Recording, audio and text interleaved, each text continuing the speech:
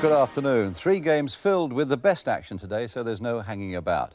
They are Everton against Sheffield Wednesday, Coventry City against Tottenham, and what a finish there is to that one. And then a special report on the match that produced no fewer than 7 goals, Leeds United against Wimbledon. Straight into our first feature game then. The team leading the First Division of the Canon League, Everton against Sheffield Wednesday.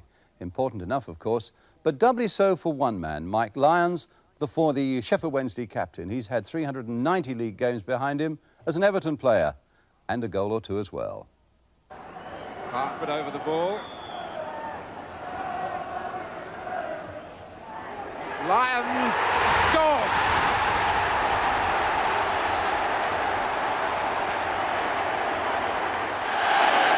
The return of a hero who conquered the hearts of all at Goodison Park. Mike Lyons now giving body and soul to Sheffield Wednesday, just as he did to Everton in 14 years of total commitment here. And surely no visiting player has ever received a warmer welcome.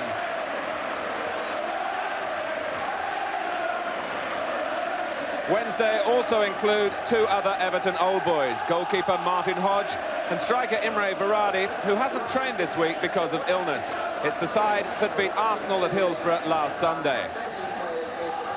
Everton are also unchanged, with left-back Pat Vanden Hauwe recovering from a damaged ankle. The form of Adrian Heath and Graham Sharp, 25 goals between them, keeping Andy Gray on the substitutes bench.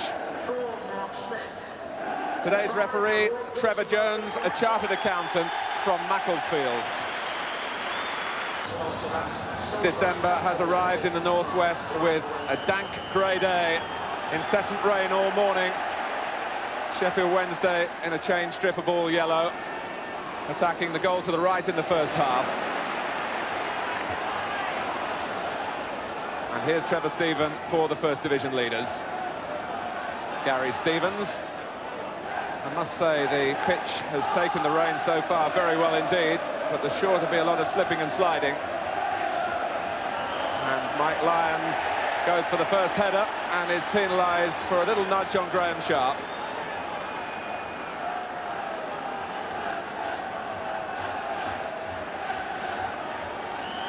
Peter Reid then with the free kick, away by Gavin Oliver, and that was handball by Kevin Sheedy.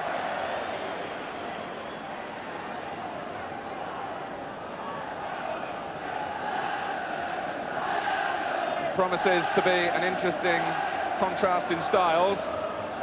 Martin Hodge coming out to take the free kicks outside his area so that Sheffield Wednesday can push men forward. Everton do tend to keep their game a little shorter. And I must say, talking to the Everton players, they are particularly keen to see what Sheffield Wednesday mean in terms of opposition and to pit their wits against them. Sharp. Off goes Heath. And Martin Hodge has to show some composure to let the ball run in the face of Adrian Heath. Adrian Heath just ahead of Graham Sharp, 13 goals to 12. But the return of the Everton old boys and the Sheffield Wednesday side contributing to a marvellous atmosphere at Goodison Park. And Martin Hodge back in front of supporters who know him well. There's always a good understanding between Heath and Sharp, and it was in evidence then. Sheffield Wednesday trying to congest the play by pushing up quickly. On from Varadi, and Vanden Hauwe lengthening the stride against Oliver.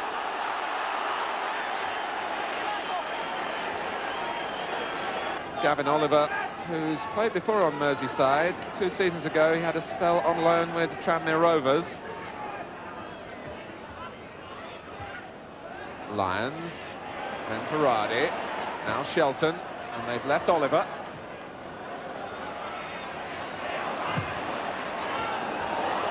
And Blair! Clinically struck. Southall left with no chance. A reflection of the improved fortunes of Andy Blair these days. He never scored for Aston Villa.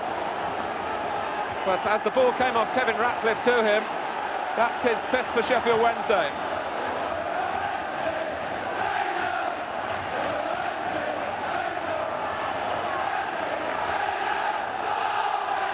Sheffield Wednesday strike the first blow after 8 minutes.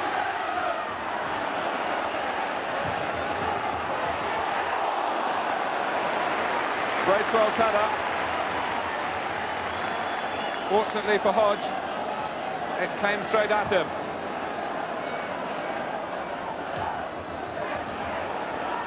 Well, it's very much in the Sheffield Wednesday makeup to take the game to the opposition away from home as well as at Hillsborough.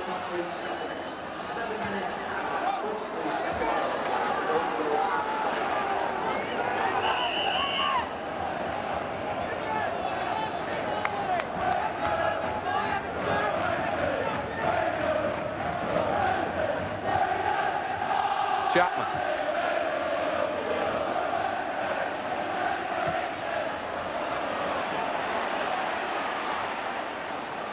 Stephen, beaten to it by Worthington. Stevens.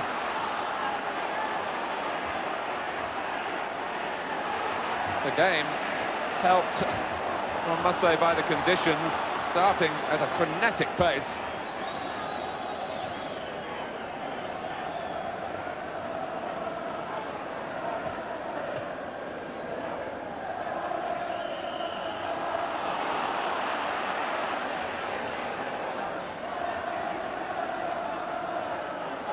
Another Wednesday free kick.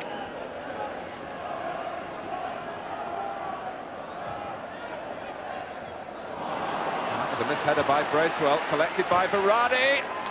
It looked for a moment as though it was destined for the same corner.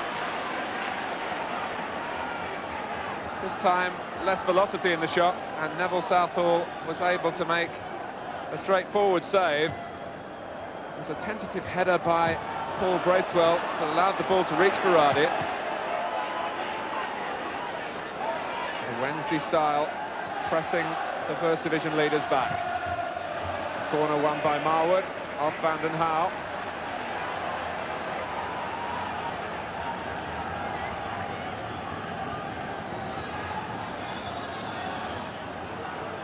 Paul Bracewell guarding the near post.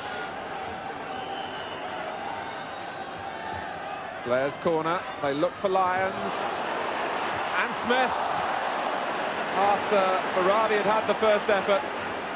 Mark Smith, who scored the winner against Arsenal last Sunday, and had been taking some ribbing about not scoring for Sheffield Wednesday this season. That was his first goal, and a chance for a second then.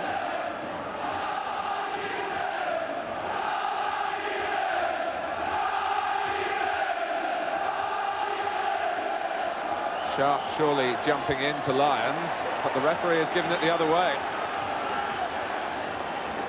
Judging that Mike Lyons struck the first blow.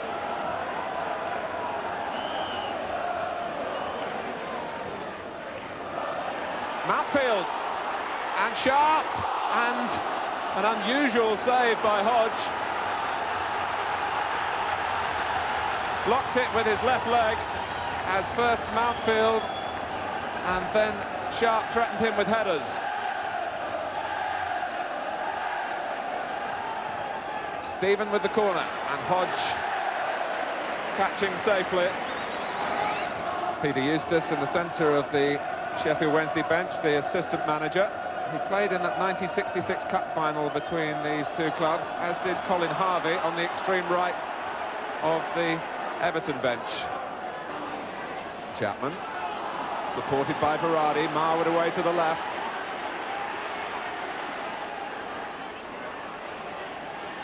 Against Stevens, and running into Reed. 2 ahead of him for Everton. Bracewell was in a squarer position, and that allowed Marwood to make the interception.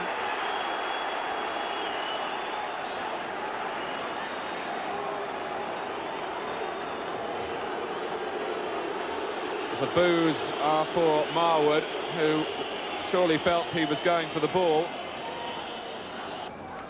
Marwood was chasing back as Heath came to try and take the ball from him, and The boot was raised. It looks serious for Adrian Heath.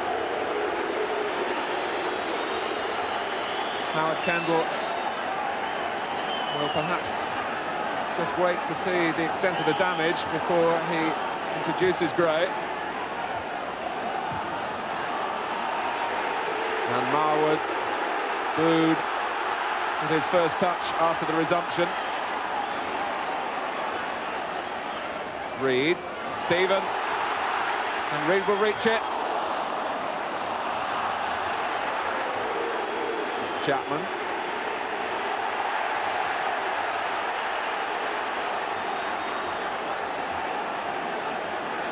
Gray continues to warm up.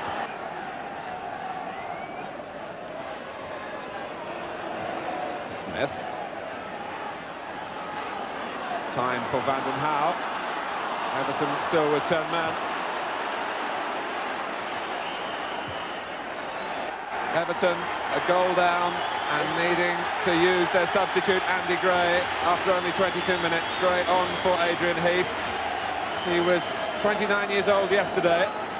Shirtcliffe taking a ride on Sharp.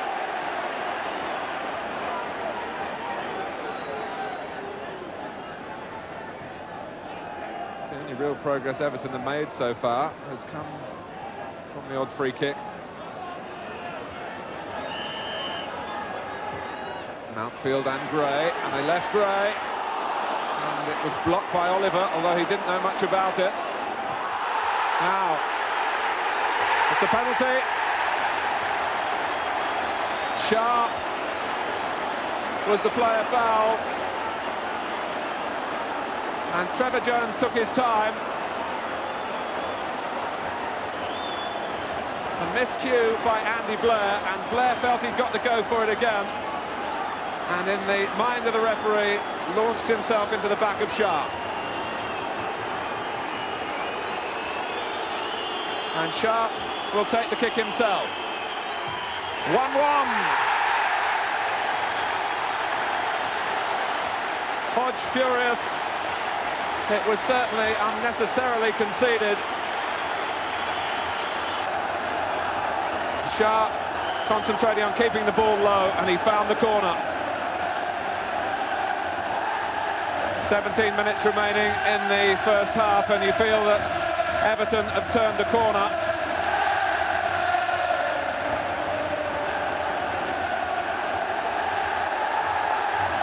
The Evertonians had seen a stuttering start from their side.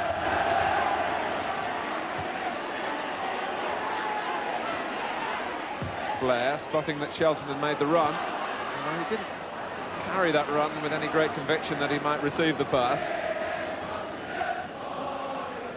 And Sheffield Wednesday play the ball into the corners to try and get long throws, work on percentages from set plays. Chapman and Lyons. Well, that was almost a moment he would remember for the rest of his life, Mike Lyons. He exchanges looks with Southall, who denied him a goal on his return to Goodison Park. He battered it towards the goal that Southall guarded by throwing up his arms.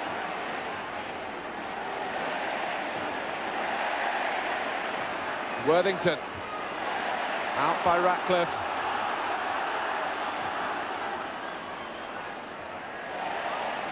The pace as unrelenting as the rain.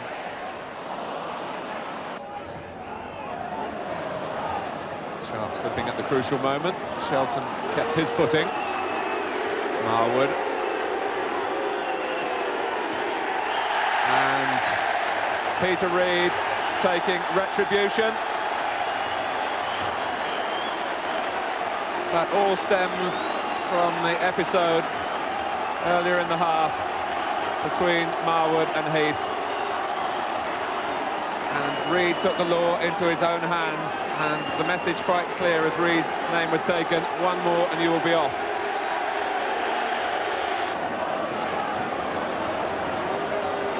And you could see then how late Reid was. Marwood needing treatment as Heath did before him.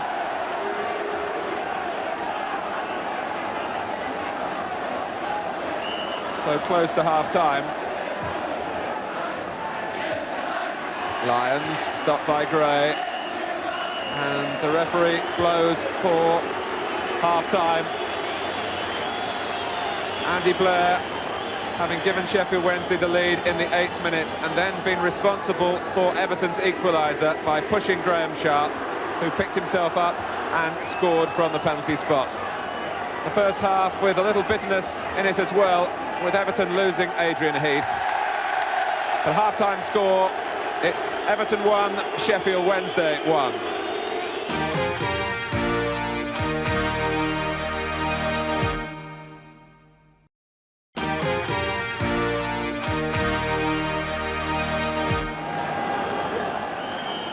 The second half starts with the Sheffield Wednesday substitute on, John Ryan, for Brian Marwood, who hasn't recovered from the attentions of Peter Reid. Sheedy takes it away from Van den Hauwe, which might not have been the best policy. But the two might have worked an opening here for Trevor Stephen. Hodge moves smartly to his right. Delightfully constructed by Van den Hauwe, and then Sheedy. Stephen went for placement, and it was kicked away by Hodge.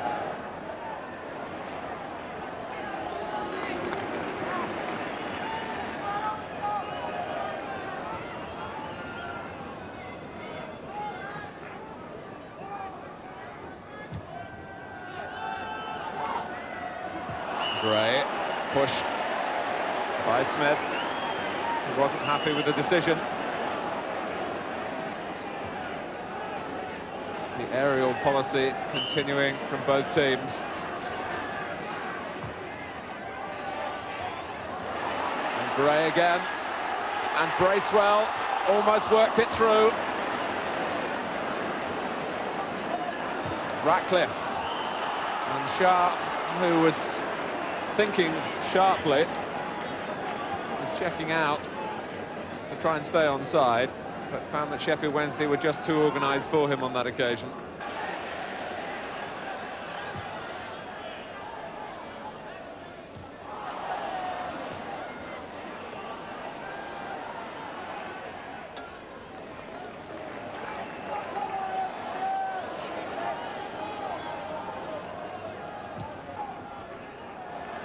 Lions unchallenged this time. Nice touch from Lee Chapman. Berardi. Shelton through the middle, and Chapman! Just the type of cross that he would appreciate.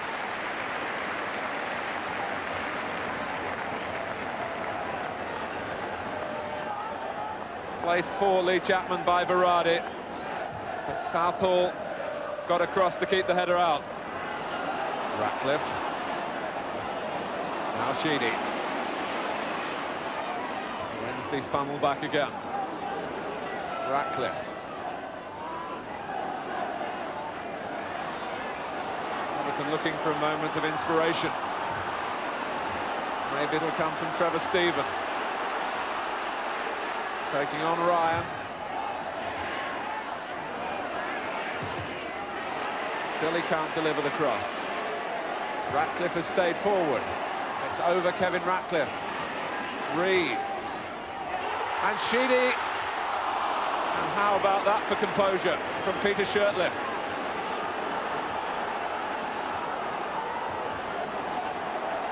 Berardi.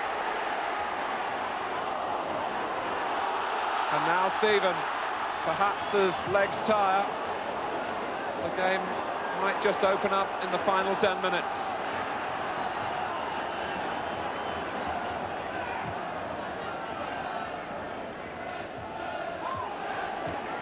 Ryan. Won by Chapman, then by Mountfield for Everton. And Reid.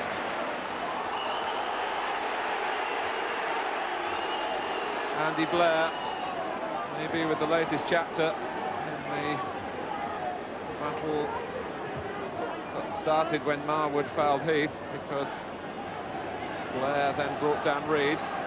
No sign of retaliation from Peter Reed. He just got up and got on with the game, knowing that he got the free kick.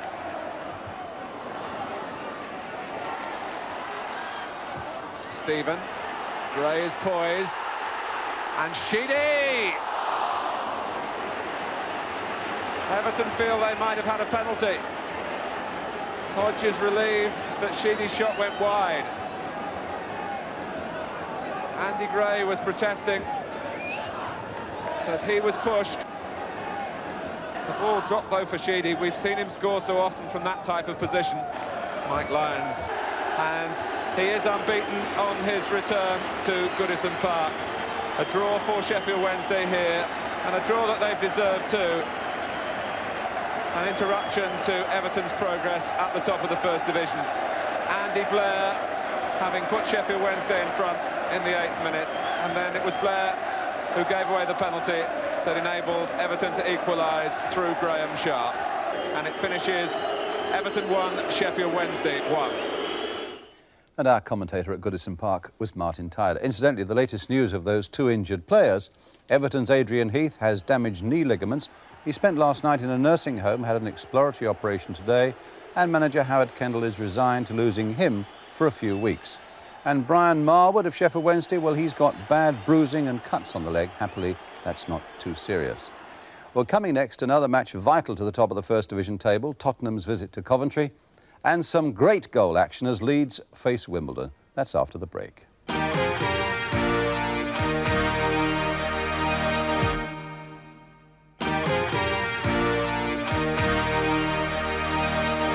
Welcome back. Next is to Coventry for Coventry City against Spurs, who came to this game in 3rd place. Here's commentator Peter Brackley, first with a check on the 2 teams. 14 goals have gone past Steve Ogrizovic in the past 4 matches. Today, Bobby Gould looks to the massive figure of Brian Kilcline to help tighten Coventry's defence. Kilcline having now recovered from ligament trouble. There's also a recall for Dave Bennett in preference to Martin Jol. Gould looking to attack on both wings, Bennett on the right and Peter Barnes on the left. The good news for Spurs is that their captain Steve Perriman has passed a late fitness test on a calf injury. Peter Shreves has made changes, though, from the side that played in Europe in midweek.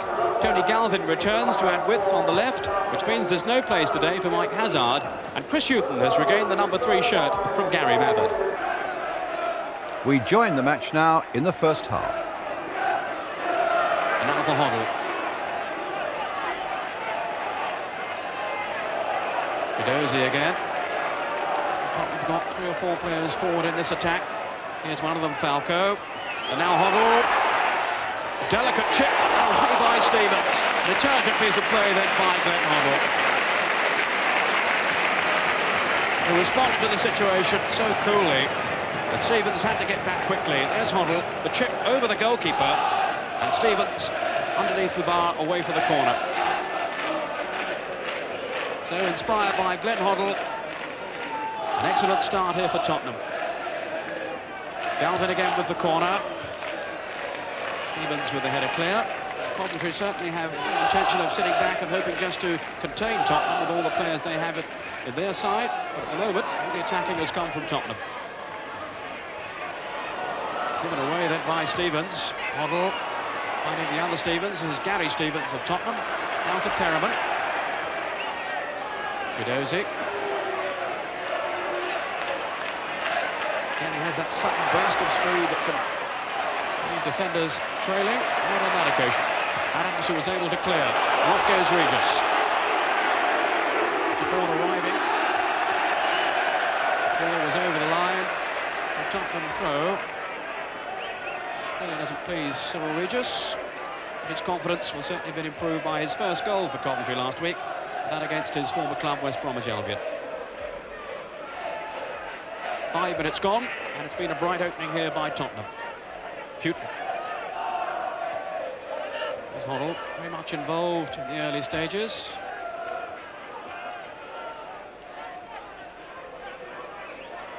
It's Miller. Finding more room to come forward then than he'd anticipated. It was beaten by Regis. And Peake was in firmly. Away goes Adams. Gibson made the run through the middle and was onside. Can he finish? He's away from Clements. Regis arriving. Away from Gent as well as Regis. And a chance there surely squandered. The offside flag stayed down. Gibson was clear then, but took it too far, surely, away from Clements. And by the time he crossed the ball in, Tottenham had got players back.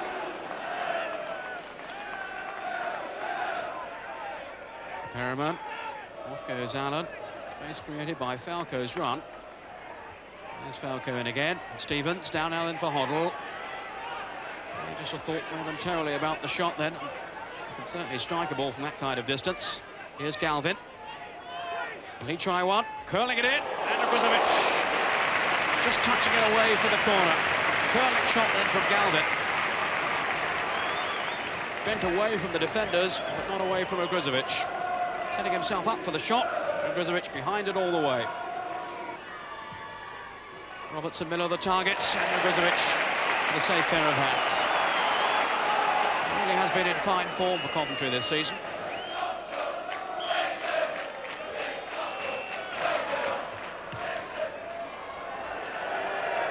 A dreadful clearance by Grizovic.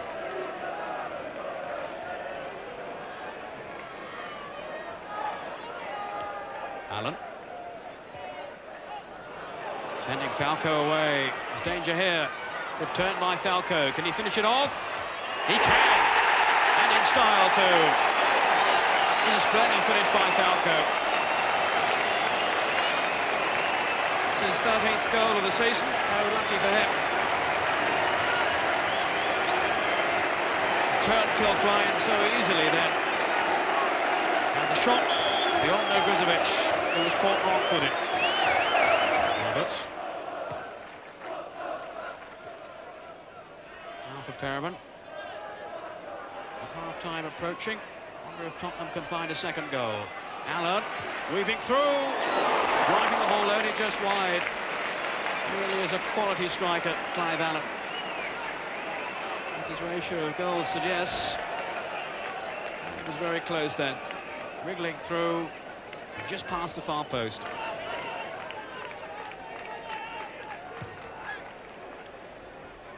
Allen is the target. Butterworth just away from Hoddle. Galvin. Here's Falco, scorer of the only goal. Now for Stevens.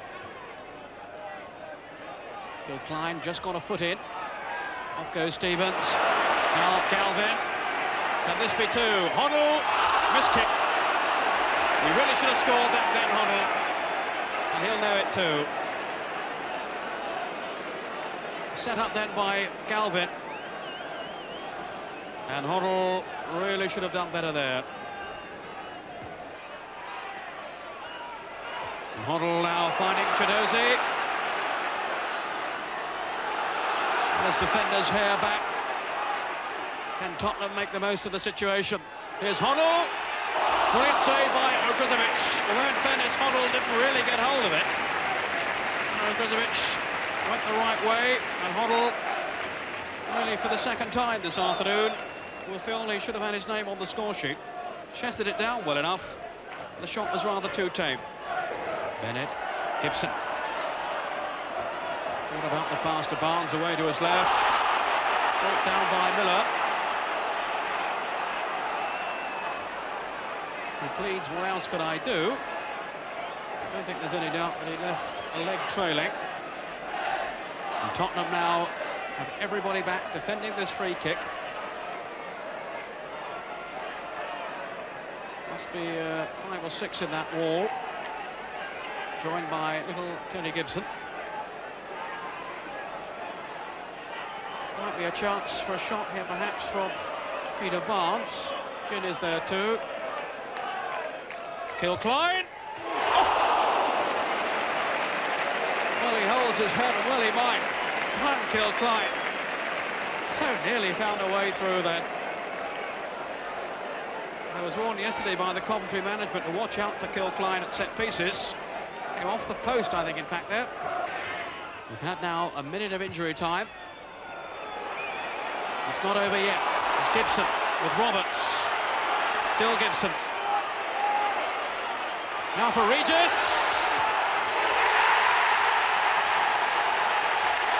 Cyril Regis, right on the stroke of the final whistle, has done it for Coventry.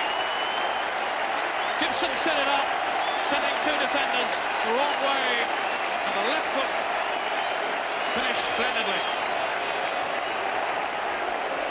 Oh, what a finish here.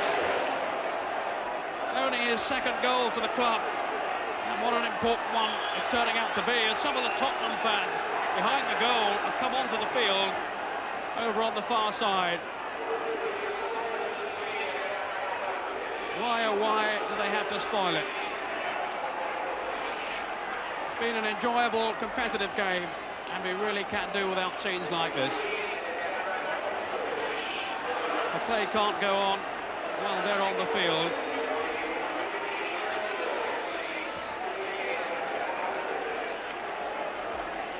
And Cyril Regis takes a deep breath. And at last, the power was there for the man who for so long was regarded as the top centre-forward around. And he's starting to show signs that he's on the way back. 2.5 minutes of stoppage time. Off at the post! Well, how did Coventry survive there? So here's the free kick again then from Hoddle, and it's Falco there who climbs highest off the post, and Allen fails to score, so does Miller, and somehow it's scrambled away for a corner. And there goes the final whistle now.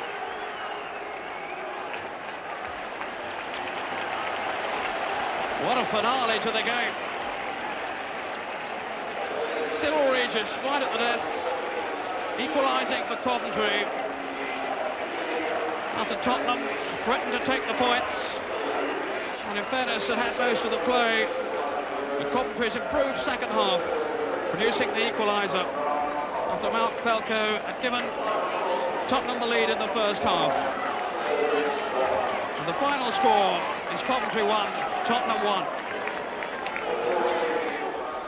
2 points lost there for Tottenham right at the end, but what a finish. Everton then stay top, 1 point ahead of Manchester United and Arsenal.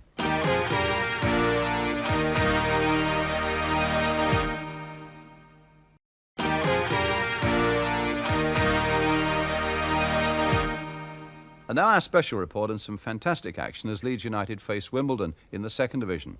And as reporter John Helm recalls, it's a match that'll bring back a few famous cup-tie memories of a decade ago. The last time Wimbledon and manager Dave Bassett came to Ellen Road, there were no empty seats. Over 46,000 saw the Southern League Wombles take on mighty Leeds. Peter Lorimer was in the Leeds team that day. In fact, he missed a penalty, and he must have said to himself, here we go again, when Wimbledon took the lead with a dream of a volley from Steve Kettridge. Leeds had barely had a look in, but a ghastly mistake changed all that. There seemed no danger from Harvey's clearance until Martin missed his kick. Tommy Wright thanked him for the invitation to go on and shoot the equaliser. It was a mistake that turned the tide, and when Gary Hampson's long ball sprang the offside trap, Andy Ritchie took it on the chest, Wimbledon took it on the chin. Martin and his fellow defenders were struggling to contain Leeds now. The pace of Wright was too much for Morris. The little Scot got away from his pursuer, and Ritchie arrived to roll in the cross, gratefully. But the best goal of the lot had everything.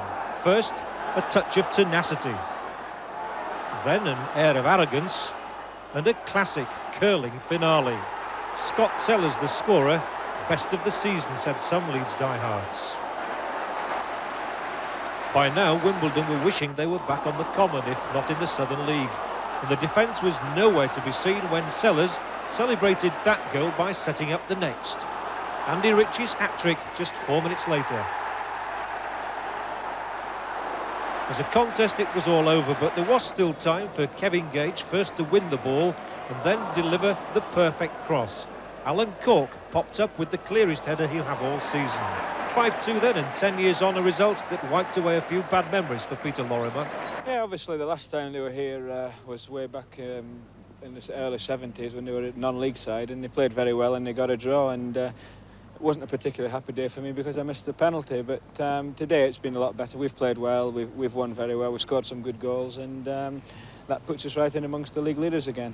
If I can just take you back to 1975, everyone remembers that penalty. Can you just sort of talk us through it and the way Dickie Guy made the save?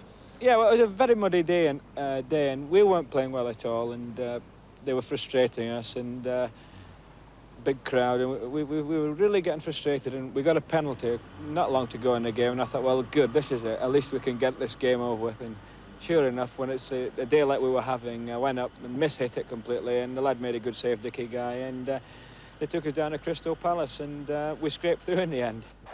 And Dick Guy, the man who's performed heroics this afternoon, who's saved everything that's been flung at him, has the most thankless task any goalkeeper in football can have, to try to save a penalty by dead shot. Peter Lorimer, the man that could kill Wimbledon after a brave fight. Here he goes. He saved it! Dick Guy can have the freedom of Wimbledon this weekend. They could make him a freeman of the borough. The scourge of Lorimer and Leeds that day, almost 10 years ago, Dickie Guy is now leading a somewhat quieter life in Bromley in Kent as a building and decorating contractor. He says he prefers putting up breeze blocks to blocking shots these days, though he did play the game until last season. But Dickie does still have a host of memories about that marvellous day at Elland Road. The last 5 minutes, it was Roy the Rover stuff, really. It was holding him to 0-0, and then to get a penalty against us in the last 5 minutes was disheartening, but luckily enough, it all worked out right. Dave Bassett made me famous, as he keeps telling me. He'd never let me live it down. A weekend never to be forgotten, that one. And that's it for this week.